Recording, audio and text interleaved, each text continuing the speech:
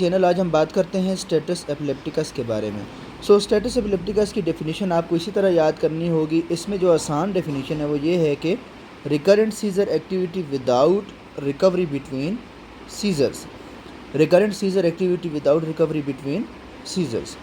अगर हम बात करें इसकी मैनेजमेंट की, तो मेन चीज़ जो हमारे पास है इसकी मैनेजमेंट है। उसमें आपने सबसे पहले पेशेंट को सेफ़ साइड पे लेके जाना है। फॉर एग्जांपल अगर पेशेंट जो है किसी हाइट पे है या फिर फायर के पास है तो आपने उसको सेफ साइड में लेके जाना है। लेफ़्ट लेटरल पोजीशन में आपने उसको कर देना है। लेफ़्ट लेटरल पोजीशन में आपने उसको कर देना है।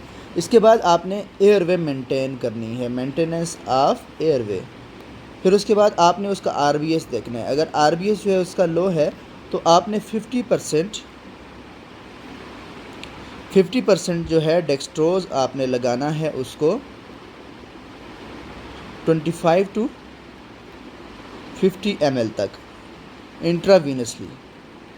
और अगर आरबीएस नॉर्मल है तो फिर आपने नेक्स्ट मेजर्स पे जाना है, जिसमें आ जाता है आपने सबसे पहले मिडाज़ोलाम लगाना है IM 10 mg आपने मिडाज़ोलाम लगाना है IM। और अगर इससे कंट्रोल नहीं हुए तो आप जो है रिपीट कर सकते हो। आफ्टर 10 मिनट्स दोबारा 10 mg मिडाज़ोलाम आपने IM लगा देना है। अब अगर इससे भी कंट्रोल नहीं होते तो आपने नेक्स्ट स्टेप पे जाना है। नेक्स्ट स्टेप क्या है, आपने फेनिटाइन यूज़ करना है। फेनिटाइन यूज़ करने के लिए आप जो है आपके पास कार्डियक मॉनिटर होना ज़रूरी है, क्योंकि इसकी वजह से एरिथमियाज़ होते हैं। इसकी वजह से एरिथमियाज़ होते हैं। आपने जब भी फेनिटाइन देना है तो आपके पास कार्डियक मॉनिटर होना चाहिए। फेनिटाइन जो है हम किस तरह देते हैं, 18 to 20 mg पर kg, यानी 18 to 20 mg पर kg at the rate of 50 mg पर मिनट। फिर उसके बाद हम इसके अलावा फॉस्फेनिटाइन भी दे सकते हैं। फॉस्फेनिटाइन जो है ये भी कन्वर्ट हो जाता है फेनिटाइन में ही, लेकिन इसका फ़ायदा ये है कि इसको हम किसी भी फ्लूइड में दे सकते हैं। इसको हम डेक्सट्रोज में भी दे सकते हैं। इसका ये फ़ायदा है क्योंकि फेनिटाइन को अगर आप डेक्सट्रोज में देंगे तो इसके क्रिस्टल्स बन जाते हैं, ये प्रेसिपिटेट हो जाता है। फॉस्फेनिटाइन का ये बेनिफिट है। अल्टरनेटिवली अगर आपके पास कार्डियक मॉनिटर नहीं है तो आप वेल्प्रोइक एसिड दे दें। वेल्प्रोइक एसिड किस तरह देंगे, 40 mg पर kg, और मैक्सिमम आपने 3000 mg दे सकते हैं इन 15 मिनट्स।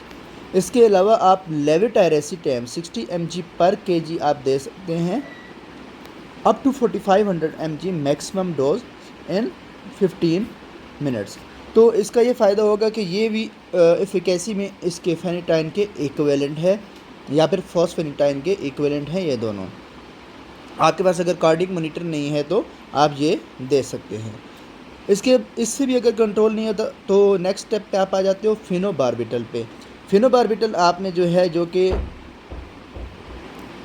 बारबिचुरेट है, तो आपने